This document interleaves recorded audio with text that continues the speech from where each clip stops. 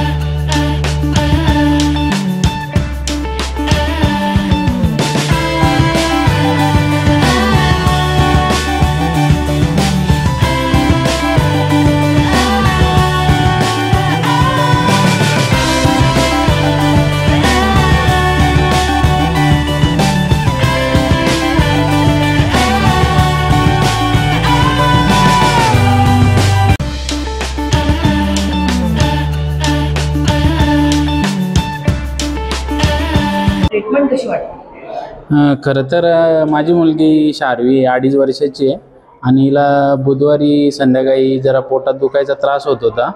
तर तिला आम्ही इथे श्रीकृष्ण हॉस्पिटल इथे दाखवली।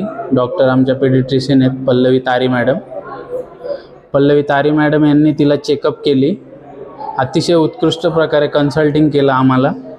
तिला जे पोटाचा स्टमकमध्ये इन्फेक्शन होता त्याच्याबद्दल आम्हाला व्यवस्थित एक्सप्लेन केलं आणि पुढे जाऊन काय प्रॉब्लेम होऊ शकतात त्याच्याबद्दल त्यांनी योग्य मार्गदर्शन करून तिला ॲडमिट करून घेतलं आणि जवळपास आम्ही 6 दिवस इथे होतो। अतिशय उत्कृष्ट सेवा या दवाखान्याने दिली। डॉक्टरचं चेकअप वेळोवेळी, नर्स वगैरे, क्लिनिंग सेवा पण व्यवस्थित आहे त्यांची। म्हणजे अतिशय उत्तम दर्जाची व्यवस्था पेशंटला देतात आणि खूप चांगल्या प्रकारे मदतसुद्धा करतात। काय म्हणजे असे आरेरावी नाही करत, एकदम योग्य प्रकारे हाताळतात पेशंटलाही। म्हणजे कोणत्याही प्रकारची आता 2.5 वर्षाची मुलगीला व्यवस्थित त्यांनी हाताळलं। त्याबद्दल मी सर्व स्टाफ, नर्स, डॉक्टर्स यांचे आभार व्यक्त करतो. चांगलं सेवा देतात ते आणि एकदम फीज पण आहे, म्हणजे योग्य दर आहे. काय असं काही नाही काय एक्स्ट्रा काहीतरी आकारतात असं काही नाही आहे. योग्य दर आकारतात ते, जसं म्हणजे ॲज रेग्युलर ॲज युजल, जसं म्हणजे माणसं आता प्रत्येक याला परवडेल असं आहे. त्यांची सुविधा योग्य प्रकारे म्हणजे तुमची टॉप टू बॉटम सर्व्हिस आहे त्यांची, तसं काही नाही. आता आम्हाला स्पेशल रूम आम्ही स्वतःहून डिमांड केलं म्हणून त्यांनी दिलेलं आणि त्यांचे चार्जेस जसे ॲप्लिकेबल आहेत तसे आहेत. आम्हाला योग्य वाटलं आम्ही घेतलं. मी doctor Chetan Patil, MBBS DGO DNB, post graduate gynaecologist, obstetrician, laparoscopic surgeon आणि high risk pregnancy infertility specialist. टिटवाळामध्ये आपण प्रॅक्टिस चालू करून साधारण 10 वर्ष झालेले आहेत आणि आपलं जे हॉस्पिटल होतं श्रीकृष्ण हॉस्पिटल, याला साधारण 2017 पासून आतापर्यंत 8 वर्ष झालेले आहेत. नवीन वास्तूमध्ये आपण सप्टेंबर 2023मध्ये शिफ्ट झालेलो आहोत. सप्टेंबर 23ला यावर्षी 2 वर्ष या प्रकारे पूर्ण होतील. ही जे नवीन वास्तू, नवीन हॉस्पिटल आहे आपलं, इकडे आपण 35 बेड्सची क्षमता ठेवलेली आहे. यामध्ये maternity, obstetrics, gynaecology, general surgery, general medicine, ICU, paediatrics, radiology, sonography आणि एक्सरे आणि यूरोसर्जरी, ऑर्थोपेडिक्स या सगळ्या ब्रांचेस जे आहेत आपण तो कव्हर करण्याचा प्रयत्न केलेला आहे. या हॉस्पिटलमध्ये माझ्या व्यतिरिक्त जे लहान मुलांचे स्पेशलिस्ट आहेत, सोनोग्राफीचे डॉक्टर आहेत, हे सर्व फुल टाईम आहेत आपल्याकडे. एक पहिलं आपलंच हॉस्पिटल आहे जिकडे आपण मॅटर्निटी ICUची सुविधा अवेलेबल आहे. लहान बाळांना काचेच्या पेटीमध्ये ठेवण्यासाठी NICUची सुविधा अवेलेबल आहे. आपल्याकडे विविध प्रकारचे हाय रिस्क पेशंट येत असतात.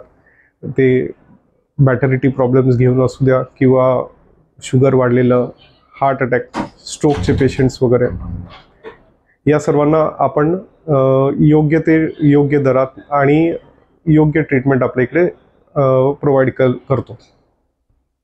आपल्या हॉस्पिटलमध्ये कोणत्या गव्हर्नमेंटच्या फॅसिलिटी आहेत? आपल्याकडे कॅशलेस मेडिक्लेम फॅसिलिटीज आता 7 ते 8 कंपन्यांचे आहेत आणि अजून आपण पुढे पण अप्लाय केलेले आहेत. त्याचे आपल्याला या 1-2 महिन्यामध्ये एम्पॅनलमेंट होण्याची शक्यता आहे. इथे कुठेतरी असं नाही म्हणेन की सगळ्याच गोष्टींना डॉक्टर औषध देऊ शकेल, म्हणजे मोबाईल बंद करायचं औषध नाही किंवा फास्ट फूड खाऊ नका म्हणून सांगण्याचं औषध नाही. इथे कुठेतरी पेरेंट्सना त्या विषयात जागरूक करणं, कुठेतरी आपली गैरसोय टाळावी म्हणून काही नाही तर चल मोबाईल घे, तो त्याच्यात रमेल, किंवा मला बनवायला वेळ नाही म्हणून पॅकेट घे, तो खाऊन संतुष्ट होईल, ही थोडीशी कुठेतरी पेरेंट्सकडनं समजून गैरसमजुतीने होणाऱ्या गोष्टी जर त्यांच्या एज्युकेशन मार्फत त्यांना आपल्याला टाळता आलं, योग्य वेळेस त्या गोष्टीला आळा घातला, तर मुलांना त्याचं ॲडिक्शन लागणं किंवा त्याची सवय होऊन नंतर त्यातनं बाहेर काढणं जे अवघड होतंय त्याला थोडंसं आधीच आपल्याला आटोक्यात आणता येईल.